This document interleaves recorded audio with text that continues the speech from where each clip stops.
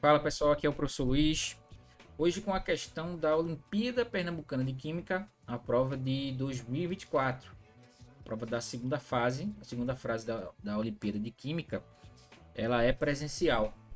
A polaridade, essa questão aqui foi cobrada na prova do pessoal que está aqui no primeiro ano do ensino médio. A polaridade de uma molécula e de suas ligações está associada à forma como os elétrons estão distribuídos em torno dos átomos. Quando uma substância é exposta a um campo elétrico externo, a polaridade de suas moléculas pode ser observada. Se as moléculas se alinham em resposta a esse campo, com uma extremidade atraída pelo polo positivo e outra pelo polo negativo, então essas moléculas são polares. É o caso da água. A água é uma substância, é uma molécula H2O, né? É uma molécula polar. Ela vai ter os polos negativo e positivo. No caso aqui, o polo positivo vai ser os átomos de hidrogênio, enquanto o negativo é o elemento oxigênio. Caso contrário, se não houver orientação, as moléculas são apolares. Então, as moléculas polares elas são atraídas por esse campo elétrico. E aí ele pede para você considerar quatro moléculas, né? A amônia, NH3, o disulfeto de carbono, tetracloreto de carbono e o trifluoreto de bromo, BRF3. Ele quer saber quais das moléculas possuem ligações polares e quais moléculas são, ao final, né, são apolares. Uma questãozinha, né, bem comum em provas de química, tanto em vestibulares, Enem e também nas Olimpíadas, é a questão da polaridade. A polaridade tem a ver com uma série de fatores e entre eles a ligação, né? A ligação entre os átomos que vão compor a molécula.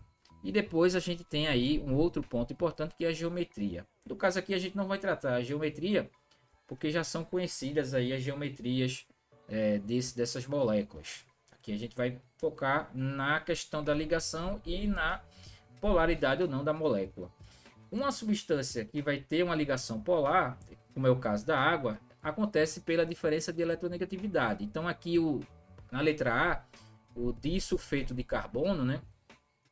O carbono como átomo central vai formar uma ligação do tipo polar, né? A ligação vai ser polarizada, onde o enxofre tem uma diferença de eletronegatividade para o carbono. Então aqui ele vai tratar a molécula parcialmente negativa por parte do enxofre e parcialmente positiva para o lado do carbono.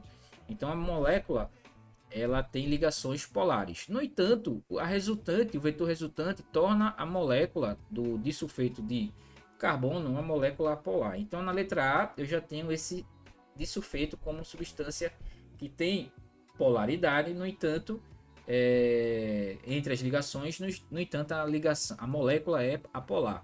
E o tetracloreto de carbono também é um exemplo que vai ter ligações polares, né? Aqui é só para a gente tentar visualizar, mas a geometria aqui é diferente, né? A geometria tetraédrica.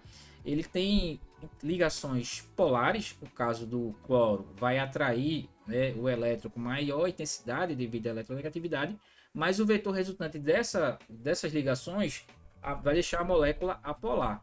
Então aqui a letra A já tem o nosso gabarito, né? As duas moléculas são apolares que têm ligações polares. Então aqui a letra A.